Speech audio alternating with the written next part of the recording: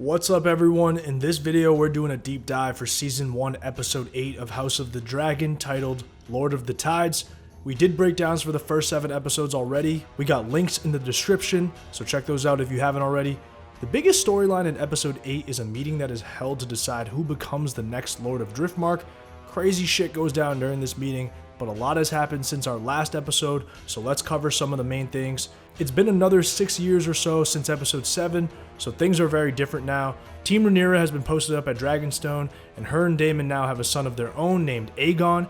Jace is taking the whole concept of being the heir very seriously, and he's been working very hard on his Valyrian. And Daemon's decided to take up the trade of dragon egg hunting, which is good for business to have good dragon power if you're heading toward any sort of future conflict, hypothetically speaking. Say what you will about Daemon, but he's a man of war and is probably the most competent, battle-tested piece on the chessboard. Back at King's Landing, Team Alicent, aka the Greens, have been running the show. Viserys is so mangled at this point that he's bedridden and on painkillers all day. In his absence, Alicent and Otto have been running the kingdom. Aegon is now officially married to Helaena, but that hasn't stopped him from being a rapist monster. A young maid named Diana has been recently assaulted by Aegon, and Alicent finds out and has to sort this out. She gives Diana some hush money and then manipulates her into staying quiet. Oh, she also forces her to drink some Plan B tea, the same stuff Rhaenyra drank 16 years ago or so. Alicent does scream at Aegon for being a terrible person and even says he's not her son. This prompts Aegon to give his own side of the story. He never wanted to be heir and all of this was forced upon him. True, but that still doesn't excuse Aegon for being a predator. She's abandoned her moral compass in favor of securing power because you can tell that this was not easy for her conscience to stand.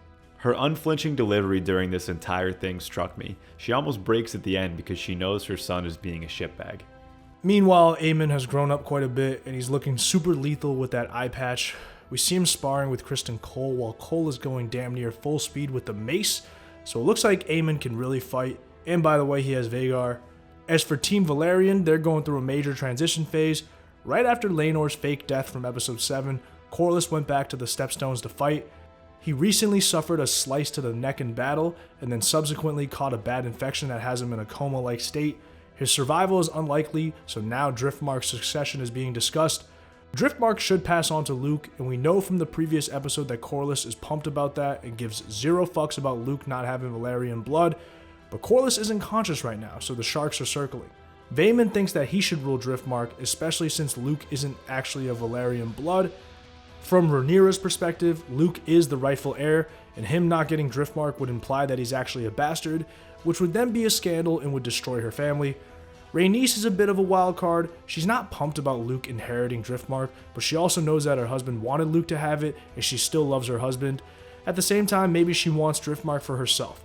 The Hightowers would obviously prefer Vaemond to inherit Driftmark. Vaemond criticizes his own brother's ambition as his brother is on his deathbed. Maybe you should look in the mirror, pal. It is understandable to see why he is pissed because Luke is definitely not in the Valyrian bloodline, and Driftmark is something that's been held within his family for quite some time. So this leads to a huge rendezvous at King's Landing where all of the parties will present their arguments for getting Driftmark. Vaemond pulls up, Rhaenys pulls up along with her grandchildren Baela and Rhaena, and Rhaenyra and Daemon pull up along with the rest of their family. If you look around, this is a very underwhelming reception for the heir to the throne. Think back to when the Valyrians pulled a similar power move on Viserys when he was coming over to propose the marriage from Laenor to Rhaenyra. So the night before the actual hearing, everyone is doing their own scheming and plotting. Vaemond meets with Otto and Alicent and they're all on the same page that Driftmark should go to him. We get a hint at what the attitude of the Greens will be toward Luke's claim based on the comments from Jasper Wilde and Tywin Lannister earlier in the episode. Rhaenyra and Daemon pull up to see Viserys and they realize that he's in terrible shape and delirious from the pain medication. It takes him a while to even recognize Rhaenyra and Daemon. Rhaenyra begs Viserys to speak up on her behalf at the hearing, but he's lost in his own world. Our guy's looking rough. His memory and overall hold on his power has clearly waned. The Hightowers have the sticks now, and that connects to the fact that the only reason Corlys is in this position is because they failed to hold the Stepstones. Was there some bitterness in this move because Daemon was the one who took care of business there last time, or was it just an oversight? Another piece of evidence to show their influence is the Faith of the Seven popping up, the star symbol that's replaced most of the Targaryen decor. It's a way to emphasize faith rather than the power of the Targaryen family. This is a way to subconsciously elevate the Hightowers, because there is no Targaryen truly calling the shots right now. Rhaenyra then has a meeting with Rhaenys and begs for her support. Rhaenyra even offers to marry Jace to Baela and Luke to Rhaena. Rhaenys doesn't like Rhaenyra since she suspects that she murdered Laenor. Rhaenyra insists that she's innocent, but ultimately Rhaenys doesn't care. She coldly tells Rhaenyra that during the hearing tomorrow, the Hightowers will have landed their first blow against Rhaenyra, and Rhaenys then walks off. This is an offer Rhaenyra had to make, and it often feels like she's dealing from a place of desperation. Rhaenys is at peace. She sees it coming. She's dealing with the fact her husband might die at any second. You gotta give her some serious props. As for Viserys, his only wish is to see his entire family at dinner. Alright, let's get to the main event of this episode, the actual hearing for the next Lord of Driftmark. Everyone gathers in the Great Hall, and since Viserys is too weak to rule, Otto is the one standing in front of the Iron Throne and listening to the various petitions for inheriting Driftmark. Vaemond makes his petition, and we obviously know that the Hightowers want Vaemond to take control, so it's already rigged in his favor. Vaemond's pitch is simple. He basically says he has legitimate Valyrian blood running through his veins, which we know is him implying that Luke doesn't. He keeps saying that this is about the continuation of his house and blood, not ambition. Very coded message overall. As Rhaenyra goes to make her petition for Luke, motherfucking King Viserys pulls up and crashes this fake hearing. Most of his face is rotted off, so he wears a gold mask, and it takes him damn near an hour to actually make it to the throne. Incredible scene, especially when Daemon had to help him to the throne and when he put the crown on his brother's head. Fuck man, I'm not crying, you're crying. The gold faceplate, the heroic embattled trudge, this was sick.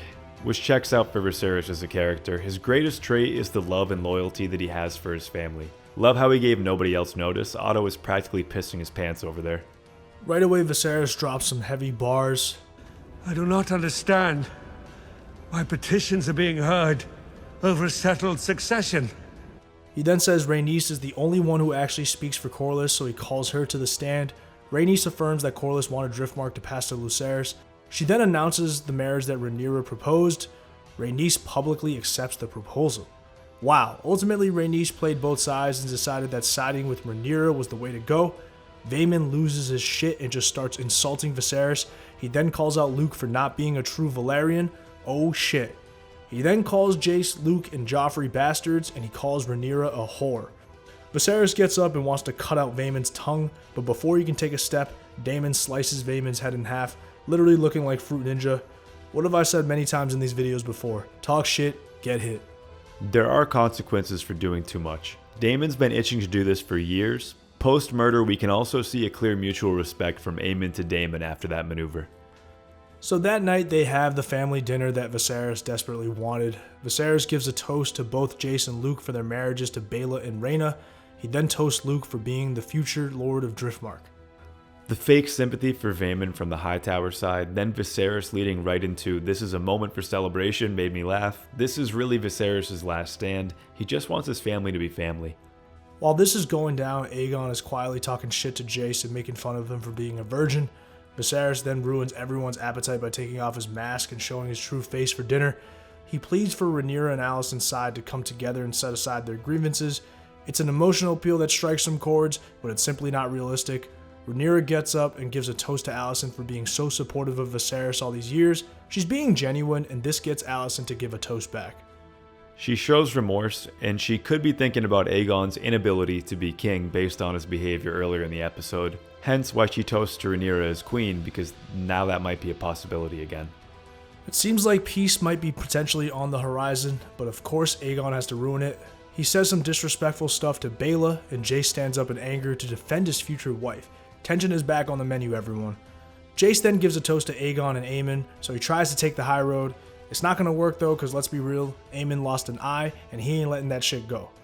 Helaena then throws a complete wrench into things by standing up out of nowhere and giving her own toast to Baela and Rhaena. The entirety of her toast is basically exposing how bad of a human and husband Aegon is. Some music starts playing and Jace asks Helaena to dance. Hey, I get it, Jace, I get what you're trying to do here, but you're just further pissing off Aegon and restarting this whole feud. There's a legitimate moment of happiness here in a show that doesn't always offer a ton of that, for about 30 seconds anyway. Viserys can't handle the full dinner and has to get escorted back to his room, and as soon as he leaves, all hell breaks loose. Aemon interrupts the dancing by giving a toast to Jace, Luke, and Joffrey, calling them handsome, wise, and strong. Uh-oh. Jace walks up and punches Aemon in the face while Aegon stuffs Luke's head on the table. The guards intervene before a full-blown melee breaks out. Daemon ends up standing up to Aemon, and Aemon backs off, but it does seem like Rhaenyra and Alicent are at peace, for the moment. The problem with a deep feud like this is that too many people are now involved, so it's basically a wildfire that nothing can stop. Meanwhile, the same maid that was present while Alicent was talking to Diana, I think her name is Talia, anyways, we see her pull up to Massaria and report everything that's been happening at the castle. That same night, Alicent tends to Viserys. Viserys at this point is completely delirious and is speaking broken lines about his dream, the Song of Fire and Ice. He mentions Aegon's name, and while we know that he's talking about the OG Aegon and not Alicent's Aegon, Alicent herself does not know that. So basically, Alicent leaves the room thinking that Viserys chose Aegon as the king. This miscommunication is going to be costly. I also think Viserys confuses Alicent for Rhaenyra since he only told Rhaenyra about his dream.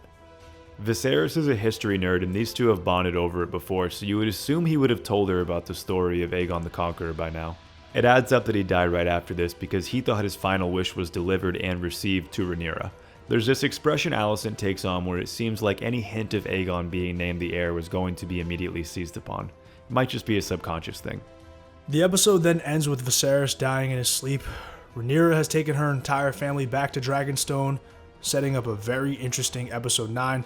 Thanks again to everyone for watching. We'll be back with an episode 9 recap very shortly. Catch y'all later.